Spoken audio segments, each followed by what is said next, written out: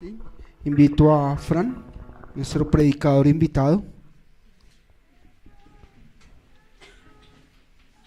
Si quiere, siéntese, no hay problema. Veo muchas caras nuevas y eso me alegra. Qué bueno ver personas nuevas, qué chévere. Personas que hace mucho tiempo no veía. Y esto lo anima a uno, ¿sabe? Verlos a ustedes le anima a uno a estar acá. Me gustaría que oráramos por Fran. Sabe que yo casi siempre lo hago. Él sabe que es muy estimado, un siervo muy estimado entre nosotros y para nosotros ha sido de gran bendición.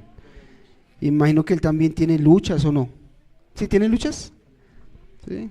¿Y necesita la oración de todos? Amén. ¿Sí? ¿Qué tal si oramos por él? ¿Vale?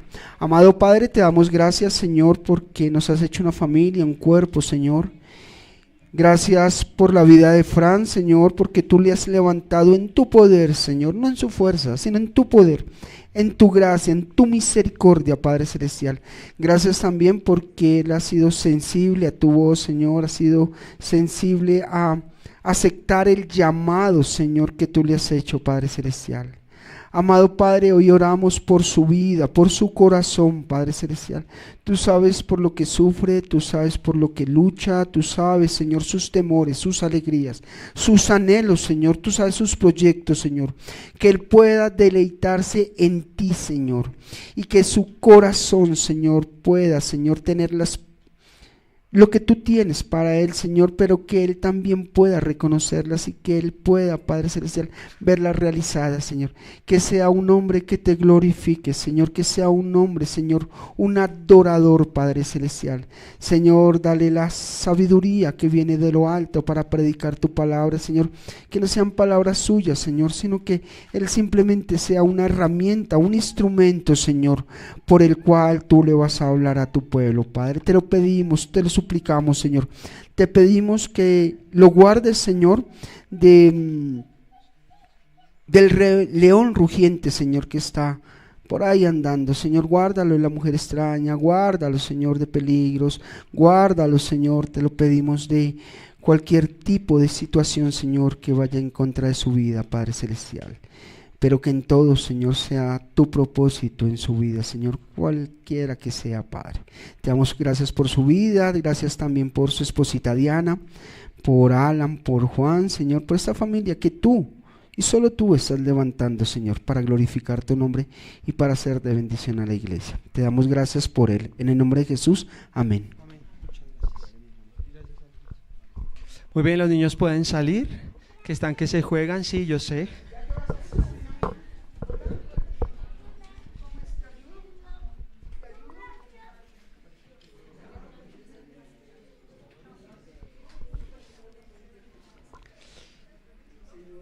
Muy bien, hemos iniciado una nueva serie. Buenos días a quienes no he saludado. Hemos iniciado una nueva serie que es el estudio de Nehemías, el libro de Nehemías en el Antiguo Testamento. Ya la inició Edilberto y quiero pedirle a usted que vayamos al libro de Nehemías, Antiguo Testamento. Está después de Crónicas, es decir, primera de Samuel, segunda de Samuel, primera de Reyes, segunda, primera de Crónicas, segunda de Crónicas. Y es la historia de Israel llevada al exilio y regresando según el cumplimiento de la profecía del profeta Jeremías. ¿Alguien había escuchado ese nombre? ¿Jeremías? Buen nombre, ¿no? Jeremías. Jeremías profetizó que 70 años después de haber sido llevados al cautiverio en Babilonia, ¿qué iba a hacer Israel? Iba a regresar. Eso es poderoso. Que Jeremías lo haya profetizado, que Dios lo haya cumplido. Y en medio de eso Dios despierta el corazón de reyes, de Ciro, y dicen, oiga, ustedes deben regresar. Y aunque él era un rey inconverso, ¿qué hace Dios con el corazón del rey? Lo mueve como una fuente de agua. Él sabe a dónde lo puede llevar y utiliza personas que no conocen a Dios para glorificar su nombre. Eso se llama la providencia de Dios. Y en esta mañana vamos a estar estudiando de eso. Así que acompáñenme a Nehemías. Voy a adelantarme y ahí en sus hojitas está un verso final sobre Nehemías 4:11. ¿Sí lo ve ahí? Si quiere, póngase de pie, vamos a leerlo entre todos y dice: Gracias. Hoy vamos a estar estudiando capítulo 1.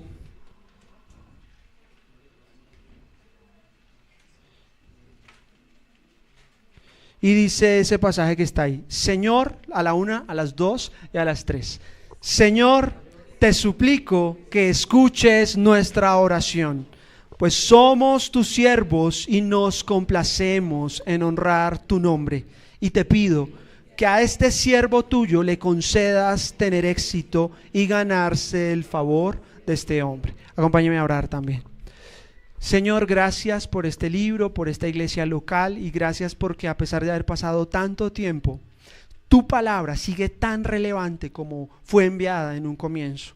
Creemos que toda la escritura es inspirada por Dios y nos será útil en esta mañana para enseñar, para corregir, para redarguir, para instruir en justicia en tus caminos, con el propósito de que cada persona que está en este lugar sea maduro, sea perfecto a la estatura de Cristo y haga las obras que tú preparaste de antemano. Nos encomendamos en tu gracia. Yo pido, mi Dios, que bendigas estas palabras, esta meditación, esta predicación, la lectura de tu palabra, y que lleve fruto en nuestros corazones, que lo podamos recordar cuando lo tengamos que aplicar, y que, como tú lo prometiste, mi Jesús, conoceremos la verdad y la verdad nos hará libres. Y te clamo en el nombre de Cristo que haya libertad en medio de esta casa, en el nombre de Jesús, amén.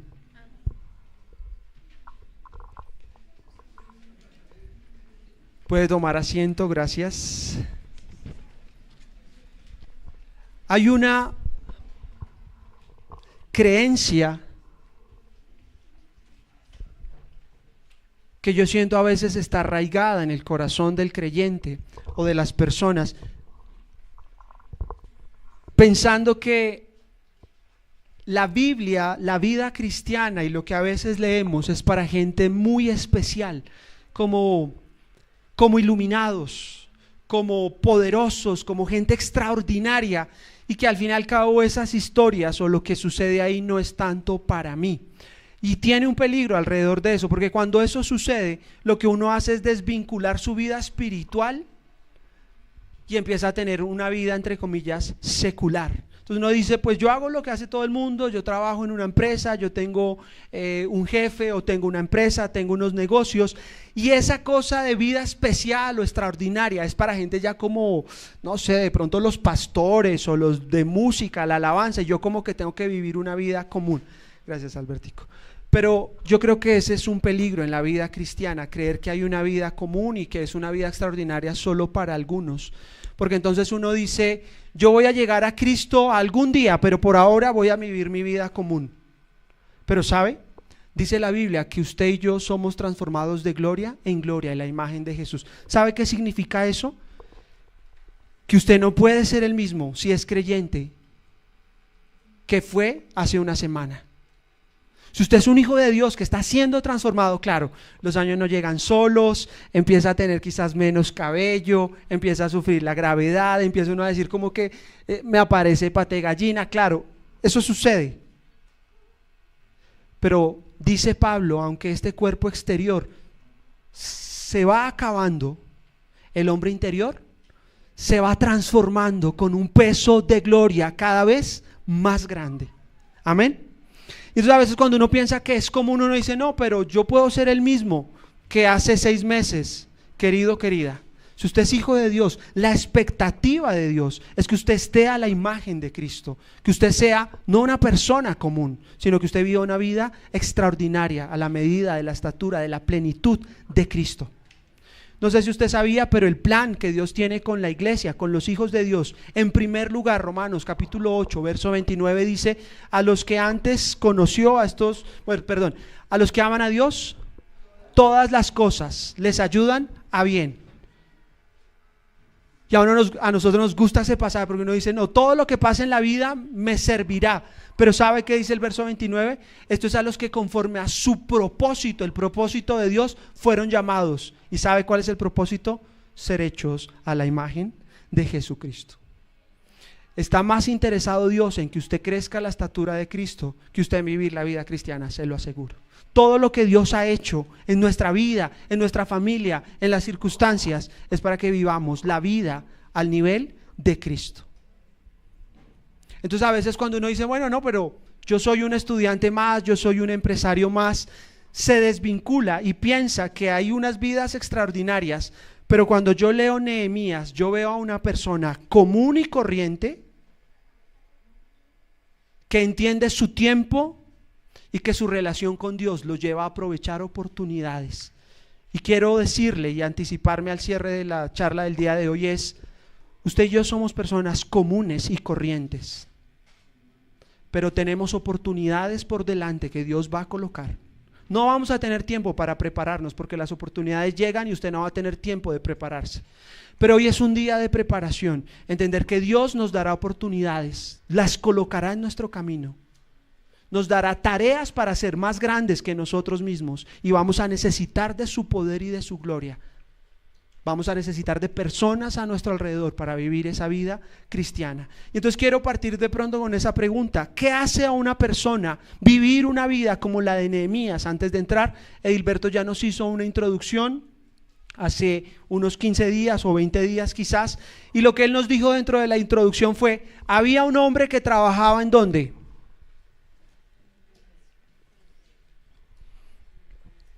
En el palacio.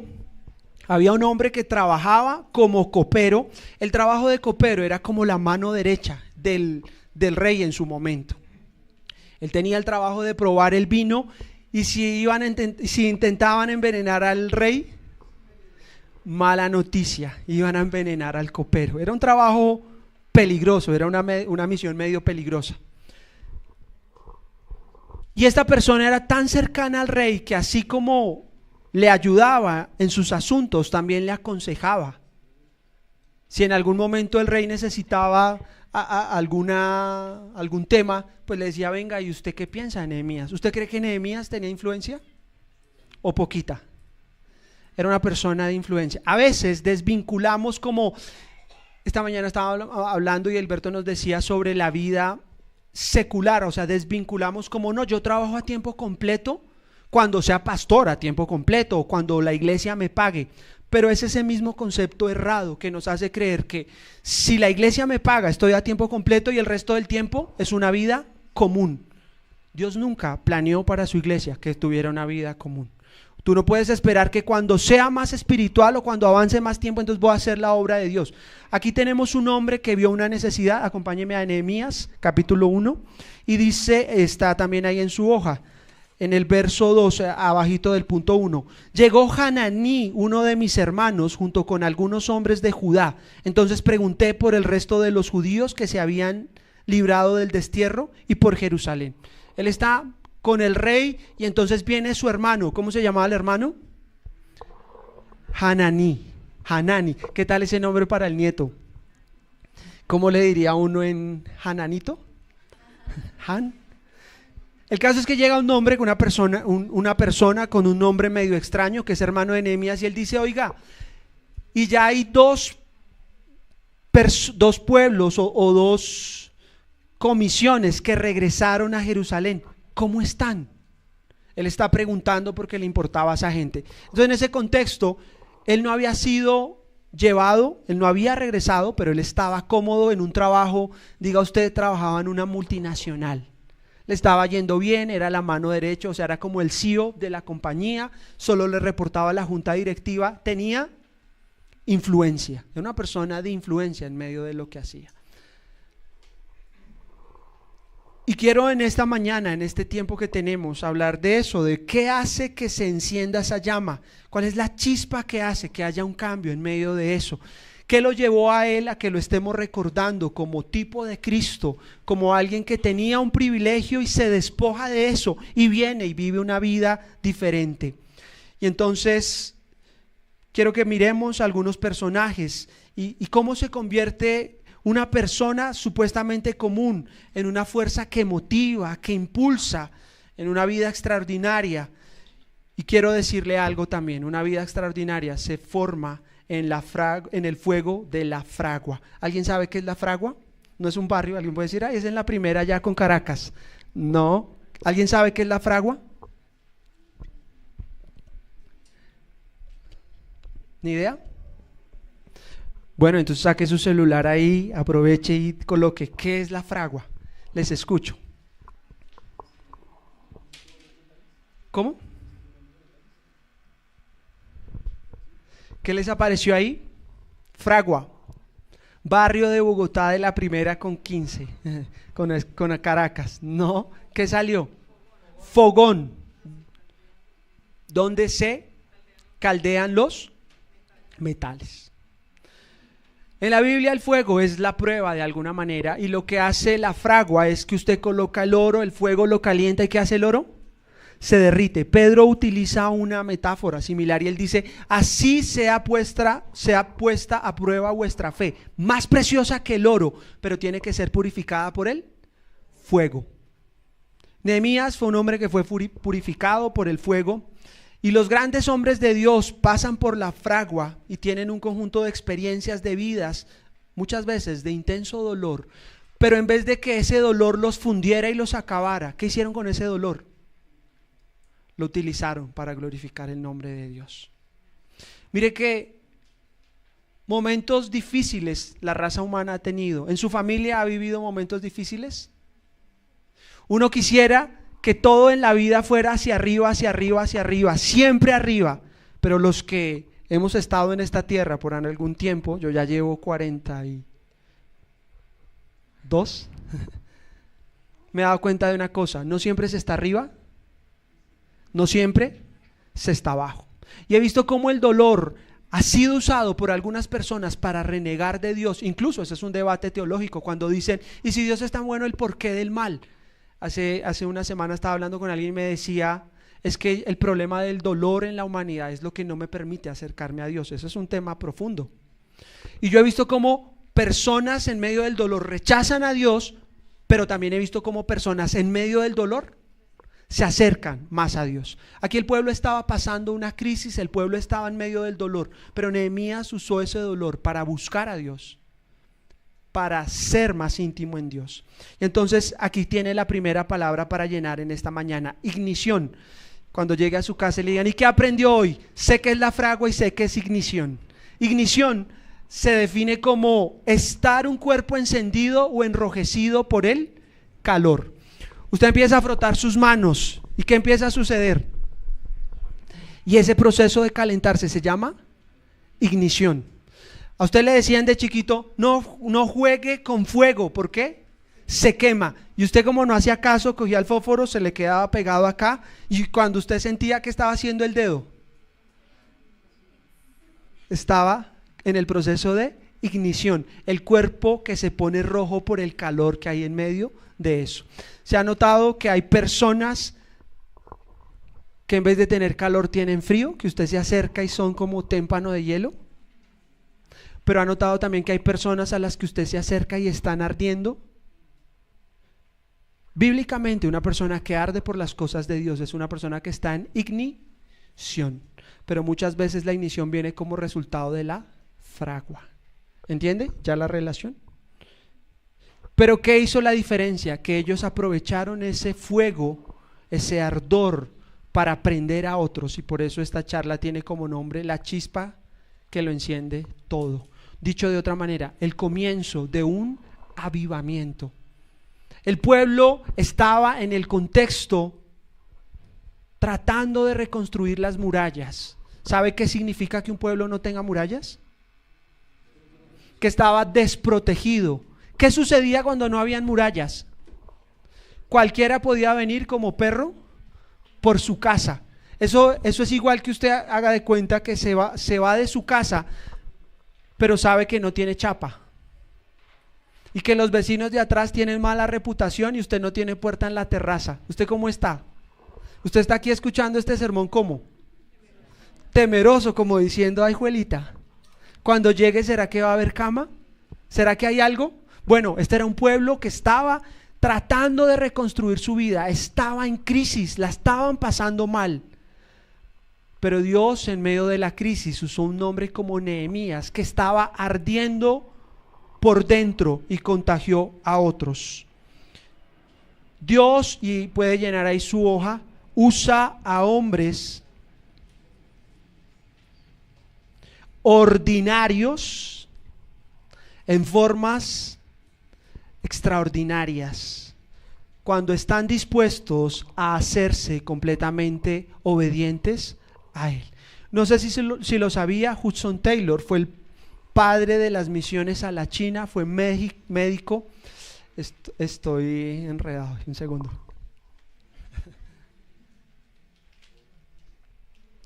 Hudson Taylor fue el padre de las misiones a la China, y gran parte de la China conoció el evangelio por la vida de Hudson. Y dentro de sus frases, ¿la puedes volver a colocar, mi Steffi? Él decía: Dios usa a hombres ¿qué? Ordinarios, comunes y corrientes, en formas extraordinarias, cuando están dispuestos a hacerse completamente obedientes a Él. Mire ese pasaje que está ahí tan hermoso, dice Hechos 4:13. Los miembros del concilio quedaron asombrados cuando vieron el valor de Pedro y de Juan, porque veían que eran hombres comunes. Por favor, encierre esa palabra. ¿Eran hombres qué? Comunes. ¿Algo especial en Pedro? Era gente ordinaria, eran hombres comunes, sin ninguna preparación especial en las Escrituras. También los identificaron como hombres que habían estado con Jesús. ¿Qué era lo diferente en Pedro? Ese contexto es que Pedro va llegando al templo en la hora que se acostumbra a hacer los sacrificios. Hay una persona que está lisiada y le dice: por favor, dame algo, necesito plata. Y Pedro no tenía plata, como los conejos así andaba, y le dice: no tengo plata ni oro, pero de lo que tengo, de lo que me hace arder, de lo que estoy en ignición, te doy. En el nombre de Jesucristo, sé salvo, sé sano. ¿Y qué hizo la persona? Entonces dice la Biblia que después, cuando los fariseos vieron el milagro, porque era una persona que estaba ahí, se sorprendieron de Pedro, porque dijeron: oiga, este tipo es ordinario, este tipo es común, pero algo vemos que sí está ardiendo en él. Este estuvo con Jesús. ¿Entiende la relación de lo que estoy tratando de llegar? Usted y yo somos personas corrientes. ¿Dónde está nuestra diferencia? El tiempo que tengamos con Jesús, la ignición que produzca. Él está ardiendo.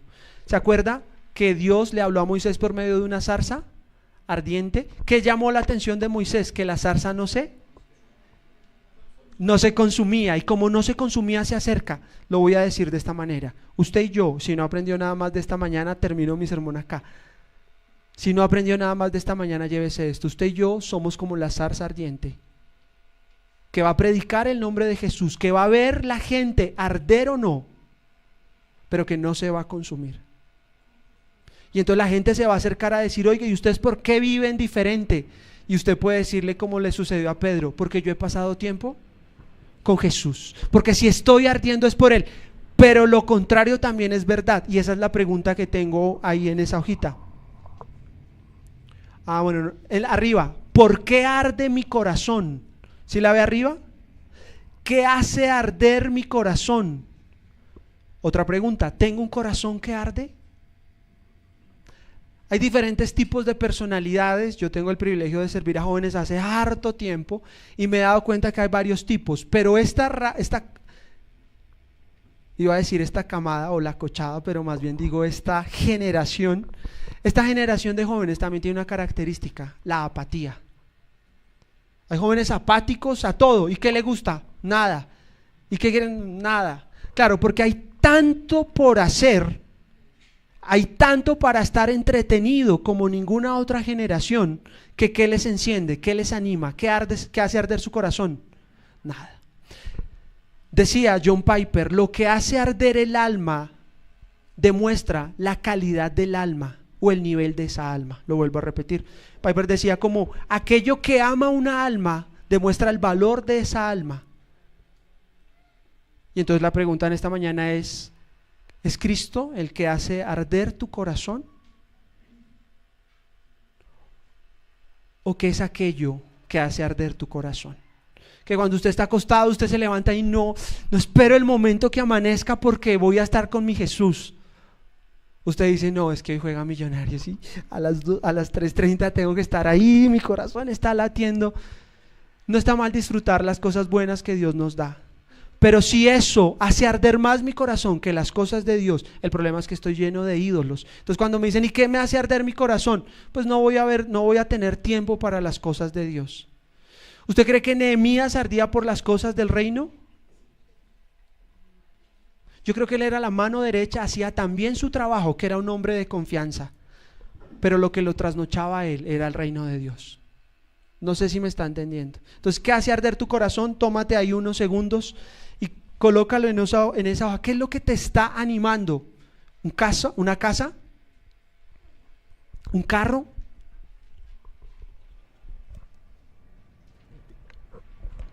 ¿Un nuevo trabajo? ¿Está mal desear una nueva casa, un nuevo carro, ir de vacaciones? ¿Ese es el problema? No, el problema es que si mi corazón arde más por eso que por las cosas de Dios, tengo un problema de idolatría. Y Dios no podrá usarme en la manera que Él espera, porque yo estoy muy entretenido. Soy como Eutico. ¿Alguien sabe quién es Eutico? Hablando de nombres bonitos. Eutico fue un joven que estaba en una predicación de Pablo. Pablo estaba predicando y dice la Biblia que como el tipo se extendió, Pablo era igual a mí, le gustaba predicar largo. Solo que se echó como hasta las 2 de la mañana y dele predicando. Y dice la Biblia literal, como esto se extendió, Eutico se quedó dormido y estaba al pie de la ventana. Y se cayó. Y murió.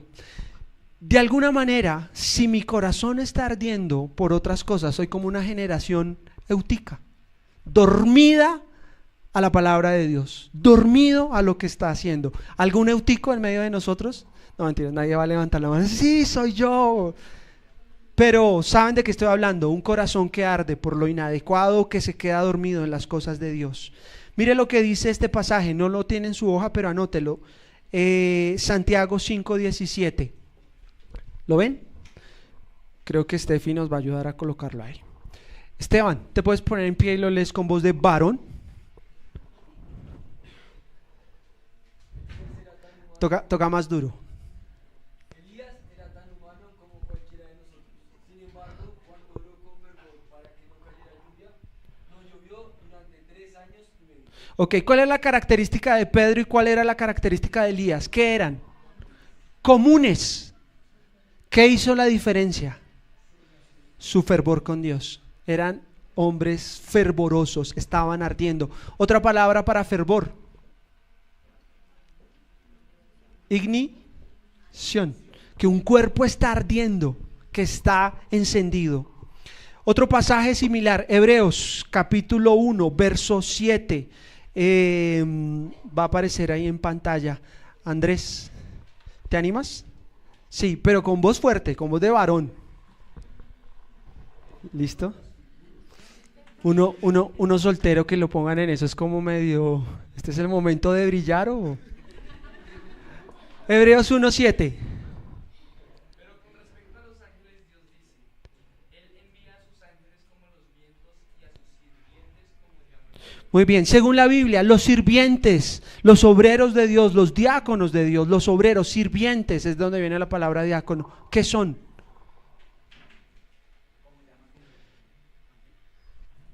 Dice, Él envía a sus ángeles como vientos y a sus sirvientes como llamas de fuego. Entonces aquí la pregunta podría ser ¿eres una llama de fuego? Porque si no eres una llama de fuego, podríamos concluir, no eres un sirviente de Dios. Porque ¿cómo son los sirvientes de Dios? ¿Cómo son los obreros de Dios? Están encendidos. ¿Otra palabra para encendido? Ignición. Están ardiendo por dentro. Eso es lo que Dios espera de nosotros como su pueblo. Y eso es lo que yo veo en Nehemías, eso es lo que veo en un Juan el Bautista, es lo que veo en un Juan apóstol, es lo que veo en Nehemías y es lo que veo en algunos de ustedes.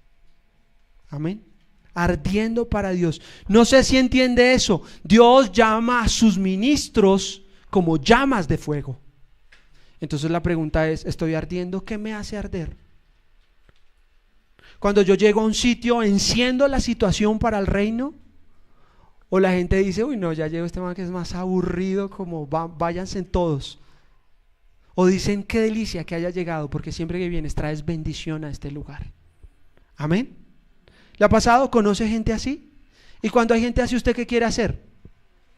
Estar cerca, como, ¡ay, qué delicia! Hablemos un rato, venga. Y pica uno la lengua de esa gente como, cuéntame de esto, ¿cierto? Pero también cuando llega gente que empieza a quejarse. No, todo malo, es que pobrecito yo. Y todo gira alrededor del yo, del mí, de él. ¿Qué hace usted? Bueno, ¿cierto? Dios espera que usted y yo seamos como llamas de fuego, que hace arder mi corazón. La última película, salió Rey León, salió, ¿qué está en cartelera ahorita? Minecraft, que sí, no se sienta mal, no estoy tratando de hacer bullying, sino la realidad es que a veces la gente, salió el último iPhone, creo que vamos en ¿qué? 16X Plus, recontra, y hago fila y me quedo 3 días y eso hace arder mi corazón. Listo, lo tiene. ¿Qué pasa después de eso? Nada paga bien. ¿Entiende? Llega al cine y no, esta es la película y me voy disfrazado de lo que sea. ¿Ha visto que está de moda y esto? No, se acabó la película y no, qué película tan mala. Sí, o sea, no está mal que disfrutemos la vida, pero el punto es, yo debería arder por mi Dios. Yo debería ser la zarza que el mundo ve y diga, oiga, yo veo que usted no se consume, pero que arde por dentro.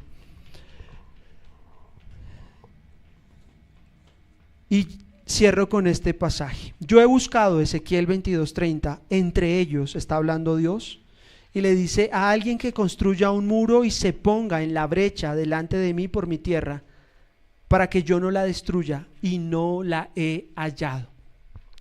Ese pasaje lo que dice es, Dios está contemplando, porque los ojos de Jehová contemplan la tierra para mostrar su poder a favor, y dice, estoy buscando a alguien que arda y que se pare en la mitad, que haga una brecha, que ponga un muro entre mí y ellos, para que yo no los destruya. Pero Dios está diciendo, no lo he hallado. ¿Por qué Dios dice que no lo ha hallado? ¿Es que no había gente? ¿No habían personas? Personas habían, pero estaban haciendo ¿qué? Viviendo vidas comunes. Por eso Jesús lo dice de otra manera, como en los tiempos de Noé, la gente va a estar casándose y dándose en casamiento. ¿El problema era casarse? No, el problema era vivir una vida fuera del plan de Dios. Jesús dice, como en los tiempos de Lot, comían y bebían. ¿Qué era el problema? ¿Comer y beber? No, ese no era el problema. Dios, dice Santiago, es el que nos da todas las cosas para que las disfrutemos. Dios quiere que las disfrutemos. ¿Cuál era el problema ahí? Que su corazón no ardía por Dios. Cuando un corazón está ardiendo por Dios, ve la necesidad. Le pasó a Nehemías, dice, le pregunta a Hananí, ¿y qué sucedió? Dice, frikis, están mal. Y entonces dice la Biblia que él se rasga la barba, las vestiduras, igual que Esdras, y empieza a orar. Señor, perdónanos. 4 meses haciendo ayuno y oración. ¿Sabe? Empezó más o menos en diciembre. ¿Sabe cuándo terminó? En abril. Y yo decía, ¿diosidencia? ¿Casualidad? Qué rico que estamos estudiando el libro de Nehemías y más o menos sobre abril él termina de orar. O sea, esto que estamos leyendo más o menos está para abril del 444 antes de Cristo. Pero él dice, Señor, estamos en la mala. Porque una persona empieza a ver los problemas de los otros y las necesidades de otros. ¿Cómo hace uno para fijarse en eso? Porque es tan cercano a Dios que ama lo que Dios ama, que se duele por lo que Dios se duele. Y Dios busca personas como Nehemías todavía que se paren en la mitad y empiecen un avivamiento. ¿En dónde? Con sus casas, en sus familias. Ay, es que yo no fui hijo de pastor, es que yo no fui tan bendecido. Bueno, tú eres el que comienza el fuego en tu casa. Ay, es que mi iglesia no es, pues gloria a Dios, tú eres el que comienza el fuego en tu iglesia. Eso fue lo que hizo Nehemías. ¿Tiempo para quejarse tenía? Claro. No, pero es que están en la mala, son más o menos 1600 kilómetros, van a ser 3 meses de viaje, mal calculado. No, qué pereza, ¿cierto? Porque está pensando solo en él. Pero como ama lo que Dios ama, ¿qué dice? Señor, tú eres grande, poderoso, ten misericordia, perdona nuestros pecados. Estamos viendo el cumplimiento de tu profecía. Tú dijiste que nos iría mal si nos apartábamos, y mi familia y mi pueblo están apartados. Sigue orando y ¿sabe qué dice al final? Que fue el pasaje con el que empezamos hoy. Señor, ayúdame a tener éxito delante del rey. ¿Para qué? Para que me ayude a regresar y yo voy a reconstruir la muralla. No sé si entiende. Dios responde las oraciones y muchas veces las responde con nosotros mismos. Cuando yo leía ese pasaje, a veces alguien llamaba y decía, no, es que está enfermo, o es que la persona se murió, y entonces yo desde este lado oraba como diciendo, Señor, y envíales a alguien para que los bendiga. Cuando veo la vida de Nehemías que estaba ardiendo, ¿sabe cómo empecé a orar? Señor, ¿tú me quieres enviar? Señor, si yo soy la respuesta de esa oración, muéstrame, porque yo quiero estar donde tú estés obrando. Entonces el primer principio de esta mañana, para que lo anote ahí en su hoja, ¿sí ve que hay un número 1?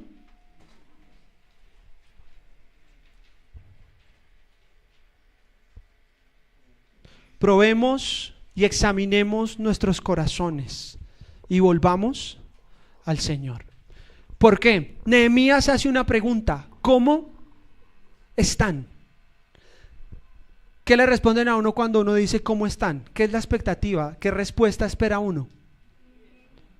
¿Bien? O que le den un estado, ¿cierto? ¿Y cómo están? Bien, mal, no, llevados. Así como cuando usted era pobre, dice alguien. Espera algo, espera que le digan algo. Y eso equivale a una evaluación. Dice Salmo 139, está ahí en su hoja. 23. Examíname, oh Dios, y conoce mi corazón. Pruébame y conoce los pensamientos que me inquietan. Señálame cualquier cosa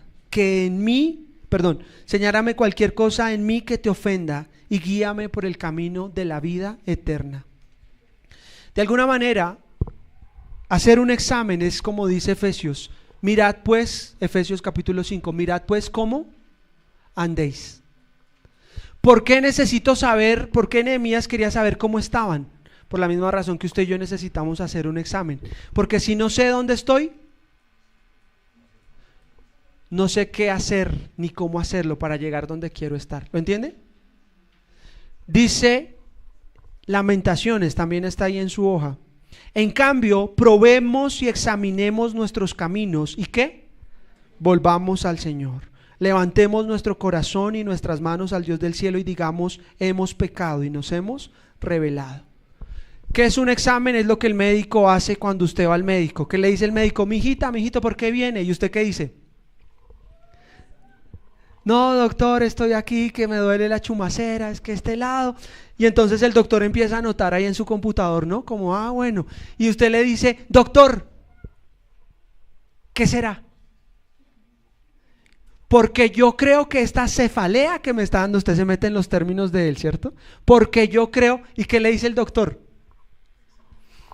No sé, toca hacer exámenes, puede ser esto, puede ser lo otro. Un examen le da el estado en donde nos encontramos. ¿Sabe? Muchas veces no avanzamos y no ardemos, es porque nunca nos examinamos. Es una pregunta que no se hace uno tan común. ¿Nos gustan los exámenes? Esta mañana tenemos una reunión y le digo a mi esposa en un discipulado, entonces le digo, bueno, y hoy tenemos quiz. La naturaleza de todos los seres humanos cuando le dicen quiz es ¿qué? ¡Qué delicia! ¿Van a hacer quiz? ¡Uy, sí!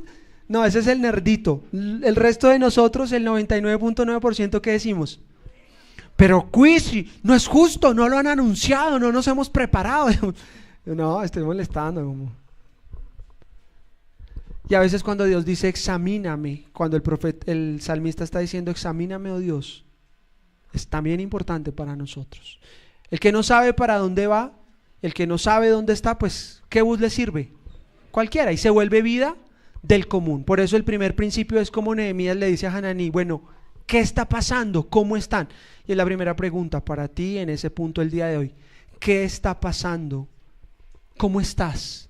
¿Qué está pasando en tu familia? ¿Qué está pasando en tu iglesia? ¿Qué está pasando en tu nación?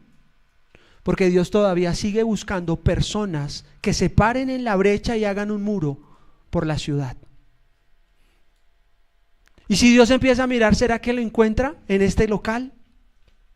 Dios tenga misericordia y que encuentre a algunos de nosotros diciendo: Señor, mi corazón arde por ti y yo voy a hacer una brecha por mi familia. Yo voy a hacer una brecha por mi iglesia, por mi ciudad. Hay un pasaje que me aterra, Génesis capítulo 19, no tenemos tiempo para ver todo el detalle, pero Dios dice: voy a destruir Sodoma y Gomorra. Y se van los ángeles y dicen: no le voy a decir a Abraham, que es mi siervo, es un amigo mío, lo que va a pasar. Yo mejor le cuento. Y se devuelve y le dice: Abraham, voy a destruir Sodoma y Gomorra. Y Abraham empieza a negociar con Dios, dice: Señor, pero si encuentras 50 justos, 50 personas que te amen, que vivan bien, ¿por 50 vas a destruir a toda esa ciudad? ¿Y qué le dice el Señor? No la voy a destruir, si encuentro 50. Y se van. Y cuando están de camino, Abraham dice: no, yo creo que no van a haber 50, 40. ¿Por 40 vas a destruir? Y Dios dice: listo, si voy a Sodoma y encuentro 40 justos, no la destruyo. Y Abraham dice: bueno, ya me metí en esta vaca loca. 30 porque de pronto no hay 30.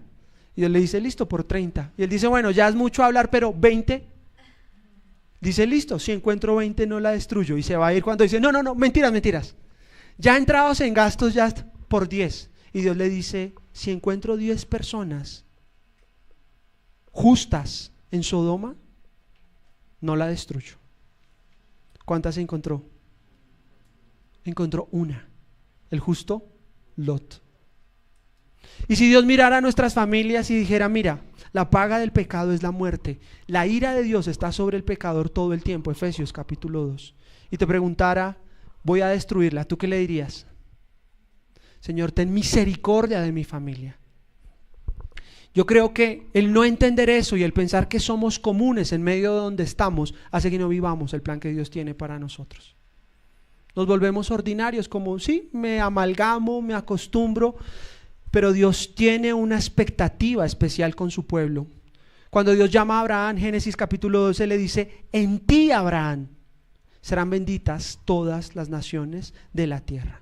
Gálatas dice que tú y yo tenemos esa bendición, la bendición de ser bendición. ¿En dónde?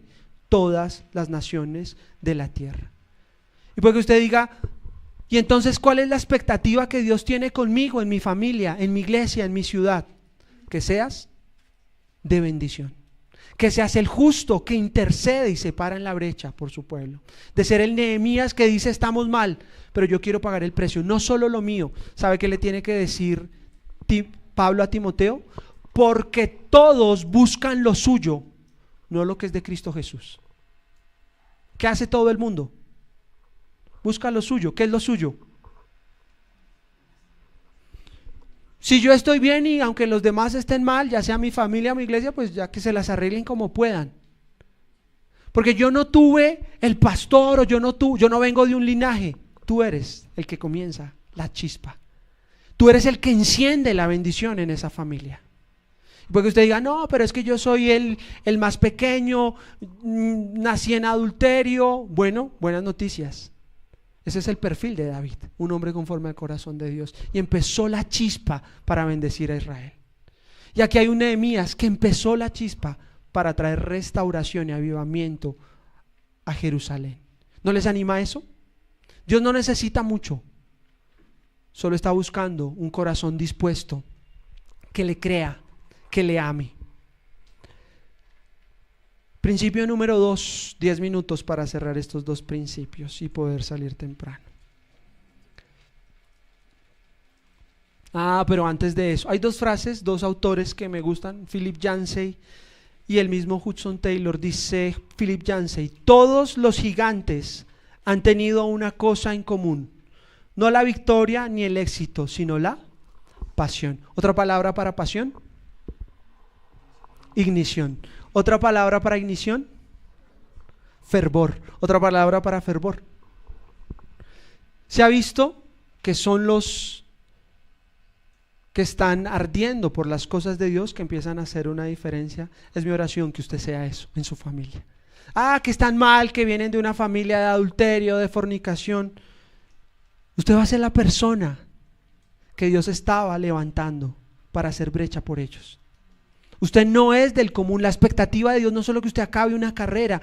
La expectativa de Dios no solo es que usted tenga una casa y tenga un carro y tenga la beca. Esa no es la expectativa de Dios. La expectativa de Dios es que usted sea la bendición que Dios quiere en ese tiempo con esa familia. Y Jeremías fue levantado para ser de bendición, ¿y qué dijo? Soy muy pequeño. Y Moisés fue levantado para hacer la bendición en su momento, ¿y qué dijo? No sé hablar, soy tatareto. Y cada generación busca excusas para no arder por Dios. Pero los gigantes no solo fueron exitosos, no solo tenían la victoria, tenían la pasión. Dios usa a hombres ordinarios en formas extraordinarias cuando están dispuestos a hacerse completamente obedientes. Y este es el segundo punto que quiero que miremos. Dependa, y si puede anótelo ahí, del poder de Dios, no de su capacidad. ¿Cómo sé yo que estoy dependiendo del poder de Dios? ¿Quién me ayuda? Hay una situación difícil, no hay comida, no hay trabajo. ¿Cómo sé yo que estoy viviendo en el poder, dependiendo de su poder y no lo estoy haciendo en mis propias fuerzas?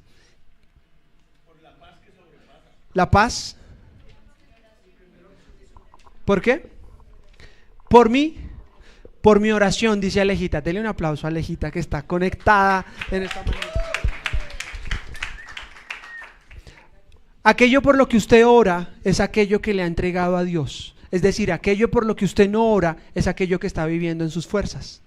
Entonces una pregunta es, ¿por qué no ora? Aquello por lo que no esté orando es aquello en lo que usted está tratando de resolver en su propia capacidad. ¿Qué hizo Nehemías? En el contexto le dicen, está mal. El Jerusalén, están las murallas caídas, están en la inmunda, están llevados. ¿Qué hizo él? No, me voy ya para Jerusalén y voy a reconstruir. No. ¿Qué hizo? Oró. Porque la oración del justo puede mucho. Lo que leímos de Santiago. Santiago era un hombre ¿qué? Común. Como todos nosotros. Elías, perdón. Dice Santiago de Elías. ¿Pero qué hizo? Oró. Y como oró y dependió de la capacidad de Dios, ¿qué hizo Dios? Respondió su oración. Entonces, si tienes ahí en el margen de tu hoja, ¿cuáles son las cosas por las que no oras? Porque las cosas por las que no oras son las cosas que estás viviendo en tu propia capacidad. Y si las estás viviendo en tu propia capacidad, ¿cuál será el resultado?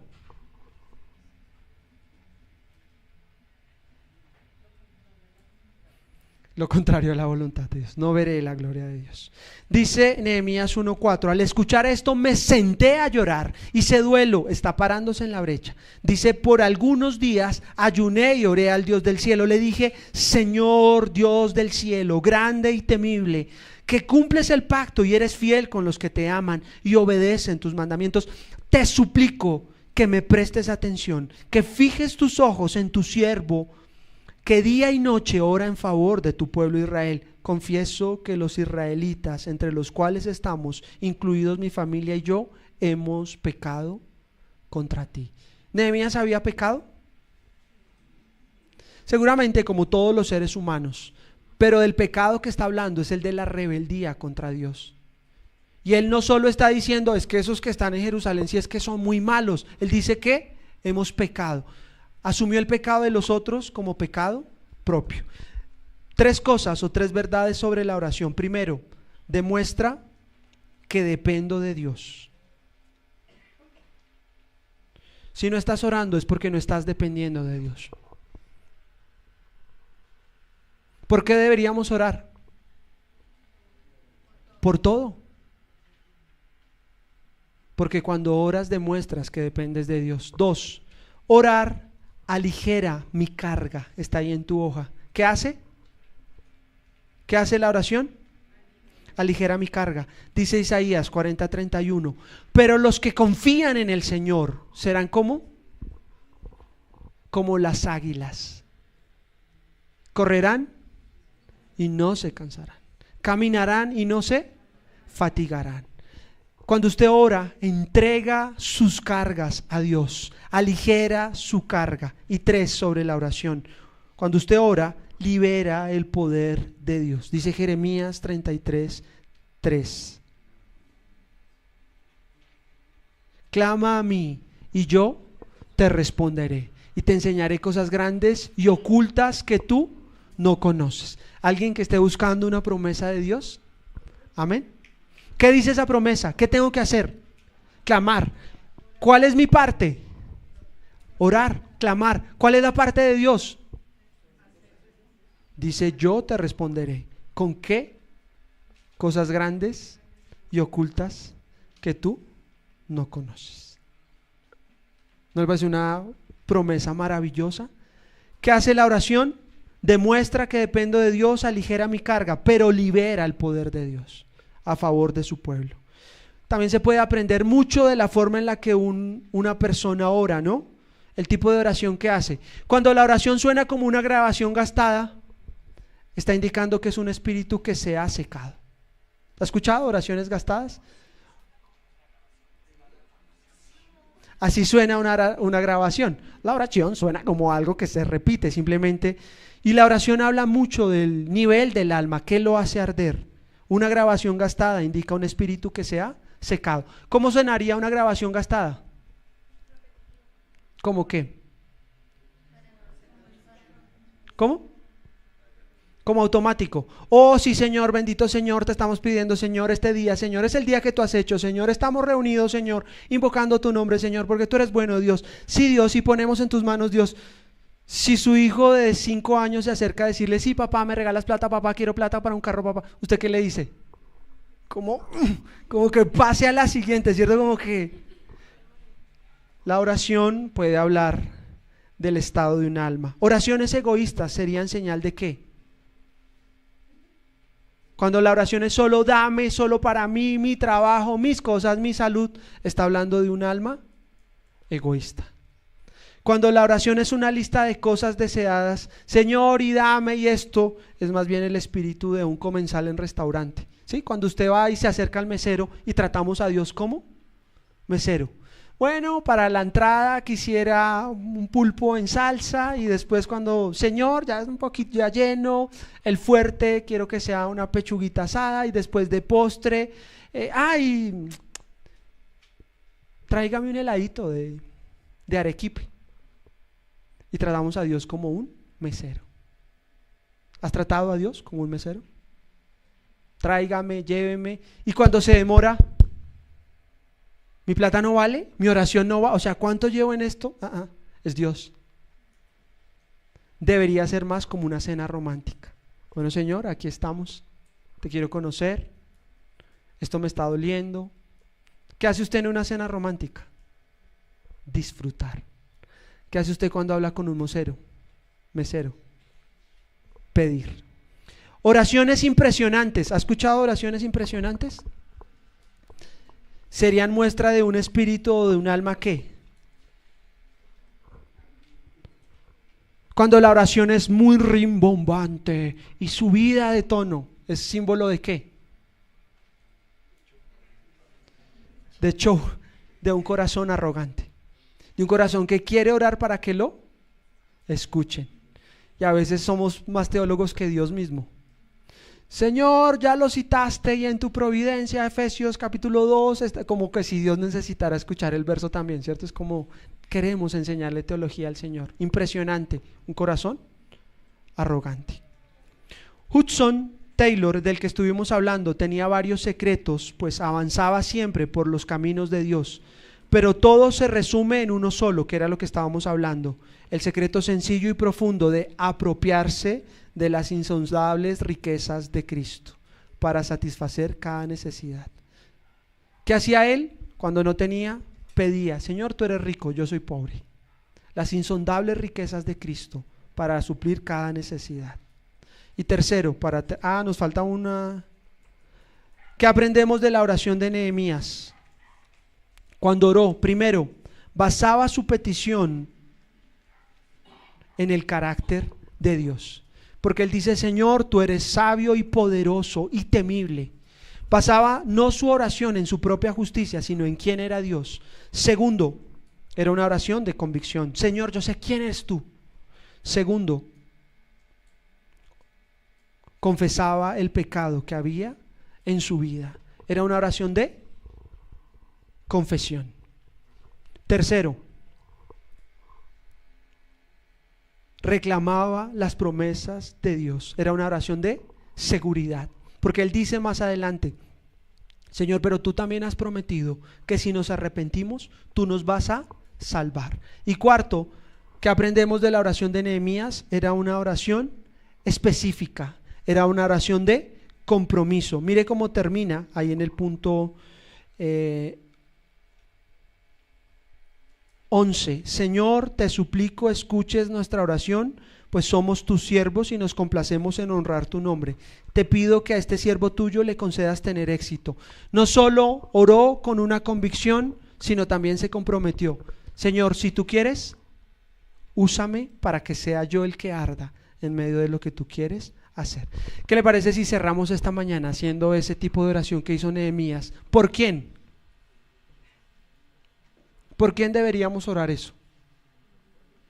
Por nuestras familias, por nuestra iglesia, por nuestra ciudad. No sé si oramos como: Señor, yo no sé si soy el justo número 10, pero no destruyas Bogotá.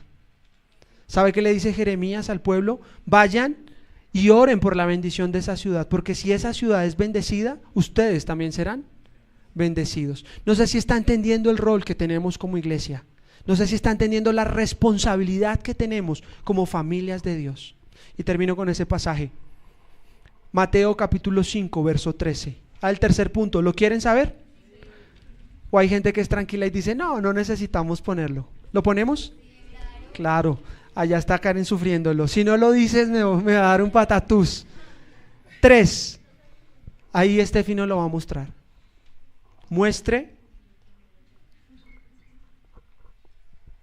Si quiere vaya anotándolo. Muestre al mundo lo que Dios puede hacer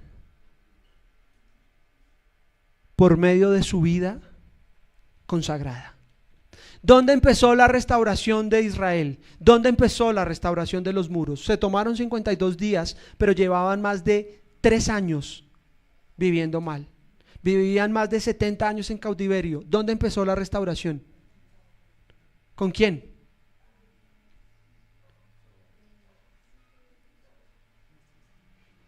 Con un hombre que se tomó el tiempo de entender qué estaba haciendo Dios y unirse a lo que Dios estaba haciendo.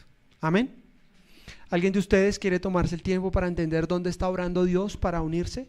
La oración no es tanto como: Señor, bendice mis planes. La oración es: Señor, ¿qué estás haciendo que yo me pueda unir para arder por ti? Tercero, muestra al mundo. Mire esta frase tan linda que citó D.L. Moody hablando de Henry Barley, hablando de eso.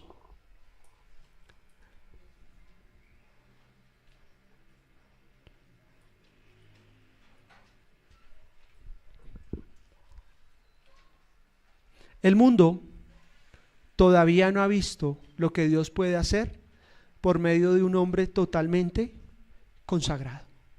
D.L. Moody fue evangelista del siglo XIX, muy usado por Dios, y cuando lo discipularon, Henry Barley le dijo: mira, el mundo todavía no ha visto lo que Dios puede hacer por medio de un hombre totalmente consagrado.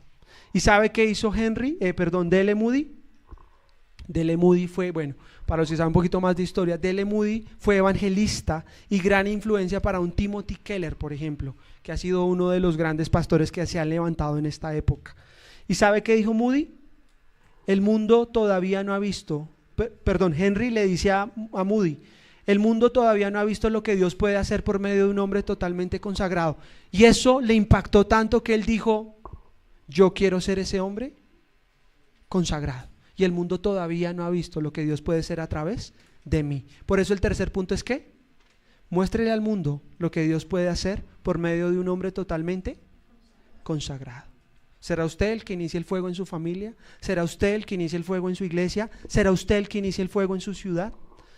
¿Qué le parece si con la persona que está ahí al lado oramos lo que está ahí al final de esta guía? Ustedes son la sal de la tierra. Ustedes son la luz del mundo, los que muestran la luz como la zarza ardiendo, como una ciudad en lo alto de una colina que no puede esconderse. Nadie enciende una lámpara, nadie pone el fuego y luego lo pone debajo de una canasta. En cambio, la coloca en un lugar alto donde ilumina a todos los que están en la casa. De la misma manera que sus buenas acciones brillen a la vista de todos, que su fuego arda a la vista de todos, para que todos alaben a su Padre celestial. ¿Qué le parece si terminamos orando eso? Señor, ayúdanos a arder, ayúdanos a encender la luz, pero no a esconderla, para que todos alaben tu nombre. Esta es una oración peligrosa. ¿Por qué? Porque se me puede subir el ego, 1, o 2, Dios se lo puede tomar en serio y decir, te voy a hacer arder para mi gloria y te colocaré en lugares donde ni siquiera pensaste. Porque Dios puede hacer mucho más de lo que pedimos o esperamos, según el poder que actúa en nosotros. Entonces es gente común orando cosas extraordinarias que hablan de la clase de Dios que tenemos. ¿Le parece si oramos eso ahí en la hojita?